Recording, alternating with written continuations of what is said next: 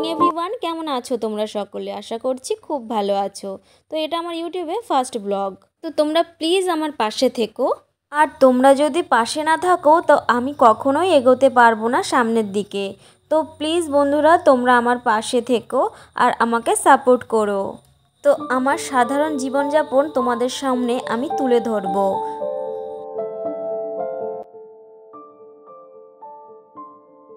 তো দেখো বন্ধুরা, আমি হাত মুখ ধোয়ার পরে চলে আসলাম ঘরে।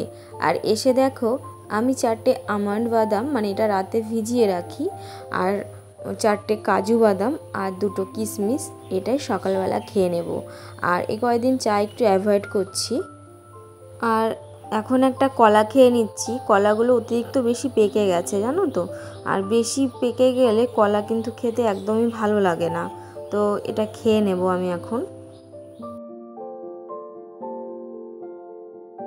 তোমাদের সঙ্গে আমি একটা খুব গুরুত্বপূর্ণ কথা শেয়ার করতে চাই। আসলে বন্ধুরা, সত্যি কথা বলতে মানুষের বাইরেটা যতটা ভালো দেখা যায়, কিন্তু ভেতরটা কিন্তু ততটা ভালো নয়। এটা আমরা তাদের সঙ্গে থাকতে থাকতে মিশতে মিশতে বুঝতে পারি, কিন্তু প্রথমে কিন্তু বুঝতে পারি না। তো এই জিনিসটা যে যত তাড়াতাড়ি বুঝবে সেটা তার পক্ষে মঙ্গল, আমার এখন মনে হয়। দেখো, তোমাদের সঙ্গে কথা বলতে বলতে ঝপঝপ করে বৃষ্টি নেমে পড়লো। আমি আসলে আমার ঘরের যে জানলাটা আছে, মানে যে পাশটায় জঙ্গল, সেই পাশটা জানলাটা খুলে আমি বসেছিলাম। তো দেখো সেই মুহূর্তে বৃষ্টি এসেছে। আর কয়েকটা দিনের অপেক্ষা দুর্গাপুজোর, আর এরই মধ্যে যদি এত পরিমাণে বৃষ্টি হয় তাহলে কি করে হবে বলো। এরপর বাবা বাজার থেকে নিয়ে এসেছিল পরোটা, তরকারি আর হলো ছানার জিলেবি। তো এটা আমরা 3জন ভাগ করে নিয়েছিলাম, মানে আমি, আমার হাজব্যান্ড আর আমার দেওর, এই 3জনে। আর দেখো, আর ঘরে পুজো দেওয়ার জন্য সর্ষের তেল ছিল না, কারণ প্রদীপটা তো জ্বালাতে হবে। তো আমি সর্ষের তেল আনতে গেছিলাম। তারপরে বাড়িতে এসে দেখি যে আমার হাজব্যান্ড মানে জঙ্গল পরিষ্কার করছে। আসলে সাপ পোকামাকড়ের কথা তো বলা যায় না বলো, আর আমাদের এটা বাগান বাড়ি। আর তো দেখো, ও আস্তে আস্তে কিন্তু জঙ্গলটা ভালো করে পরিষ্কার করে নেবে, মানে নোংরাগুলো এক জায়গায় জড়ো করবে, পরে ও ফেলে দেবে পুকুরে। তো এখন বাজে বেলা 10টা। তো এখনও খাওয়া দাওয়া কিছুই হয়নি। তো এখন যাচ্ছি একটু বাবার ওখানে। বাবা ফোন করলো, একটু আসতে বললো। তো যাই, ওখানে গিয়ে তারপরে তোমাদের সঙ্গে আবার কথা বলছি। আমি কিন্তু বাবার এখানে আসতে গেলে পুরোপুরি মেন রাস্তা দিয়ে আসি না। তো আজকে মেন রাস্তা দিয়ে আসলাম। আর মানে বাড়ির ভেতর দিয়ে আসলে তাড়াতাড়ি হয়। আর বাবার বাড়িটা কিন্তু একদমই রাস্তার পাশে। আর আমাদের বাড়িটা একটু ভেতরে, মানে ভেতর বলা ভুল, রাস্তার পাশেই। কিন্তু আমাদের বাড়ির পেছন দিয়ে মানে রাস্তা হওয়ার কথা ছিল, কিন্তু সেটা এখনও হয়নি, তবে হবে, খুব তাড়াতাড়ি আশা করা যায়। তো দেখো বন্ধুরা, বাবার ওখান থেকে আসার পরে আমি বসে পড়েছি ভাত খেতে। এখানে রয়েছে ভাত আর কলা ভাজা আর হলো ডিম ভাজা, মানে ডিমটা ঝুরি ঝুরি করে ভাজা হয়েছে। আর আজকে কিন্তু রান্না করা হবে সিলভার কাপ মাছ। মাছটা কিন্তু বেশ বড় ছিল, আর মাছটা কিন্তু বাড়ির ওপর থেকেই নেওয়া হয়েছে, আর ওই কাকুটা কিন্তু বাড়ির ওপরই কেটে দিয়েছে। এখন বাজে বেলা 1:30 মতো। তো এখন ঘরটা ঝাড় দিয়ে একেবারে স্নান করে আসব। আর আজকে কিন্তু একেবারেই রান্না হয়েছে। তো সকালবেলা তোমাদেরকে তো দেখার আমি কি রান্না হয়েছে। তো এখন এই ঘরটা, মানে বাবা মায়ের ঘরটা ঝাড় দিয়ে তারপরে পুরো ঘরটা আমি ঝাড় দিয়ে নেব। আমি কিন্তু একজন সাধারণ গৃহবধূ, সঙ্গে কিন্তু স্টুডেন্ট। আমি পড়াশোনাও করছি। আমি ডিএলএড কমপ্লিট করেছি এবং বিএসসি কমপ্লিট করেছি। তো আস্তে আস্তে সবটাই তোমাদের সঙ্গে শেয়ার করব। তো আমার কিন্তু ঘর ঝাড় দিয়ে আর ঘর মোছা হয়ে গেছে। আর দেখো, আমি পুরো ঘেমে গেছি।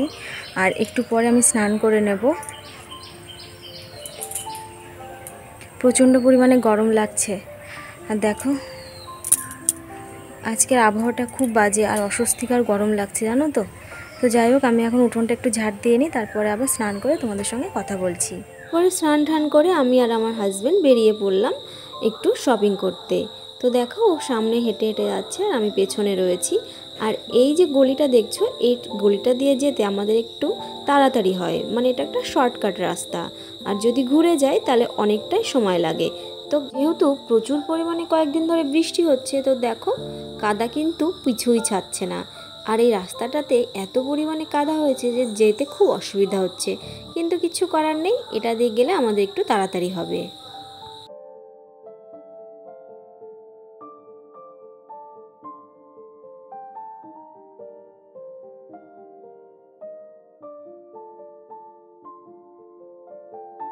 আর দেখতে পাচ্ছ বন্ধুরা, এই একটা ব্রিজ, এটা হচ্ছে পাকা ব্রিজ। এই ব্রিজটা দিয়ে গেলে কি হয় বলো তো, আমাদের অনেকটা ঘুরতে হয়, কিন্তু আমাদের যে কাঠের ব্রিজটা, ওই ব্রিজটা না এই কয়েকদিনের বর্ষাতে ভেঙে গেছে।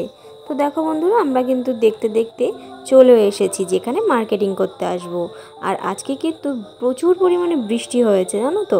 কিন্তু বৃষ্টি হোক আর যাই হোক, মানুষের শপিং কিন্তু বন্ধ হবে না, কারণ দুর্গাপুজো কিন্তু বছরে একবারই হয়। তো দেখতে পাচ্ছ রাস্তাঘাট কতটা জল বেঁধে রয়েছে আর কতটা পরিমাণে কাদা, কিন্তু লোকজনের ভিড় কিন্তু কমেনি, সবাই কিন্তু পুজোর মার্কেটিং করতেই ব্যস্ত।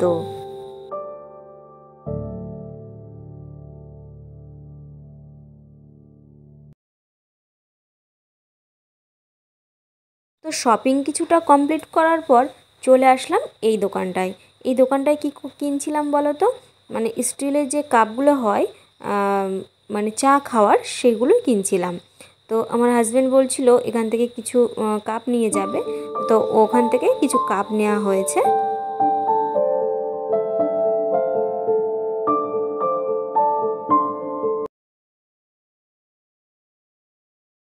তো ওখান থেকে আমরা চলে আসলাম সোজা জুতোর দোকানে। এই জুতোর দোকান থেকে বাবার জন্য জুতো নেওয়ার ছিল, আর আমার হাজব্যান্ডও জুতো নেবে, তো সেই জন্য জুতো না সরি চপ্পল কিনবে, তো সেটা নিতে আমরা চলে আসলাম জুতোর দোকানে। তো বন্ধুরা, আমরা কিন্তু এসেছিলাম হাবড়াতে মার্কেটিং করতে। তো দেখো, একটু স্টেশনারি দিকেও এসেছিলাম। এখানে এসেছিলাম আর একটা গেঞ্জি নেওয়ার জন্য, সেটা হচ্ছে আমার দেওরের জন্য। আর এই দোকানটায় কিন্তু একদম রিজনেবল প্রাইসে সুন্দর সুন্দর গেঞ্জি ছিল, ছেলেদের শার্ট গেঞ্জি, বেশ ভালো লাগছিল জানো তো। তো এখান থেকে একটা গেঞ্জি নেওয়া হয়েছে। মোটামুটি আমাদের শপিং কমপ্লিট করার পর আমরা কিন্তু অটোতে করে গ্রামের ভিতরে রাস্তা দিয়ে আসছিলাম জানো তো, কারণ এত পরিমাণে বৃষ্টি হচ্ছিল, মেন রাস্তা দিয়ে আসার জন্য বাস অ্যাভেলেবেল ছিল না। তো সেই জন্য আমরা ভেতরের রাস্তা দিয়ে আসছিলাম। আর দেখো, চারিদিকে পুকুর পুরো জলে থই থই করছে, দেখতে কিন্তু বেশ ভালো লাগছিল। কিন্তু কি বলতো, এই কয়েকটা দিনই সবাই আনন্দ করে, দুর্গাপুজোর জন্য প্রত্যেকে অপেক্ষা করে, ছোট থেকে বড় সবাই। কিন্তু এই পুজোর মধ্যে যদি এই পরিমাণে বৃষ্টি হয়, সবার কিন্তু পুজোটাই মাটি হয়ে যাবে। কিন্তু কি বলতো, যারা পুজোয় বেরোনোর তারা কিন্তু একদম বেরোবেই। তো যাই হোক বন্ধুরা, আমার এটা ছিল আজকের ফার্স্ট ব্লগ। আর জানি না ভিডিওটি কেমন হয়েছে, তো প্রথম তো একটু ভুল ত্রুটি হবে, তোমরা প্লিজ মানিয়ে নিও। তো আজকের ভিডিওটি এটুকুই, দেখা হচ্ছে পরবর্তী ভিডিওতে।